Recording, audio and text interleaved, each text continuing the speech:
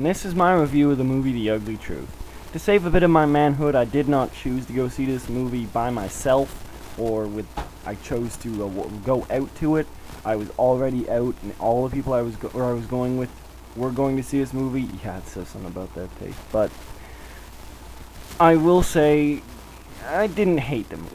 It wasn't a good movie, but it's not terrible. If you are into the romantic comedy deal and you like Gerard Butler, you like Katherine Heigel, this may be worth a watch. There are some pretty funny moments in it, and it is nice to see a more raunchy romantic comedy. You don't see that quite often, and I think that was maybe an attempt to pick up on a small male audience, but I don't think this is really worth running out to.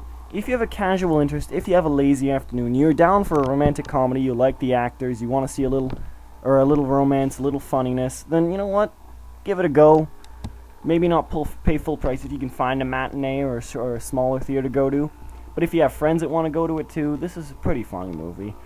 It's not a terrible waste of time. The story is, as if it really matters a whole lot, this TV producer, Katherine Heigl's character, is having her show lose ratings, and one night, after having man troubles on a date with a possible suitor that she's trying to check off traits to on a list to see if he's right for her, she sees a show called The Ugly Truth, run by Gerard Butler, an uptight and frankly rather rude shock jock that is answering people's calls and say what actually is the ugly truth between men and women, what men want, kind of thing. And she gets upset by this, or calls him. They have an argument. Don't know each other. Hangs up the phone. Next day she arrives into work, realizes her show is having a new co-star. Guess who it is? Of course, it's Gerard Butler. The majority of the movie plays out almost exactly the way you'd think.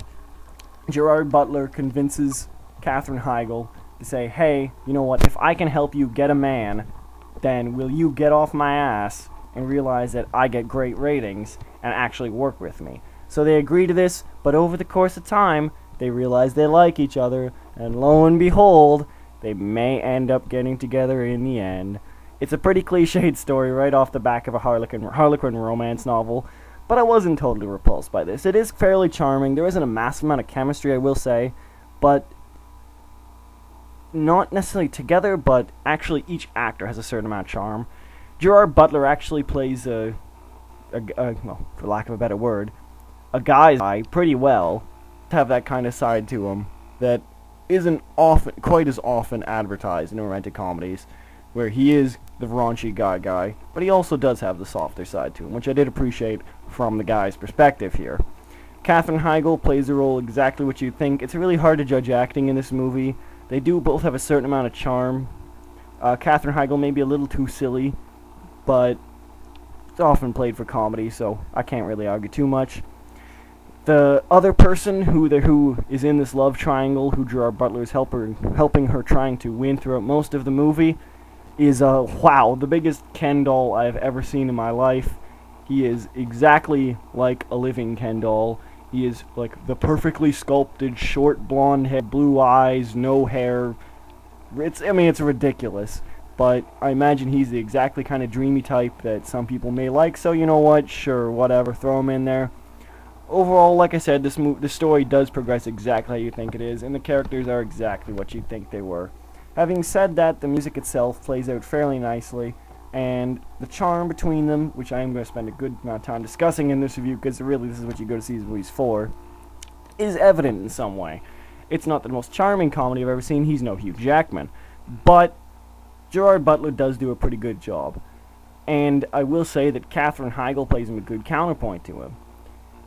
Finally, the film's climax I thought was actually quite good. There's a lot of these movies just ends kind of like on a hilltop and whatnot, and though this was pretty much still the equivalent of that, it at least gave you a new vista that you don't often see, and it was quite eye-catching. I did feel it ended rather abruptly, but I guess I can't complain too much. Overall, I did come out of the movie feeling somewhat positive about it, so I can't say I really hated it. That having said, like I said, I don't think you should really run out to see this. If you're in the mood for romantic comedy, your friends want to go see it, then you know what, maybe tag along. It won't kill you. It's not a terrible movie. It's just really predictable. So, that, unfortunately, is The Ugly Truth.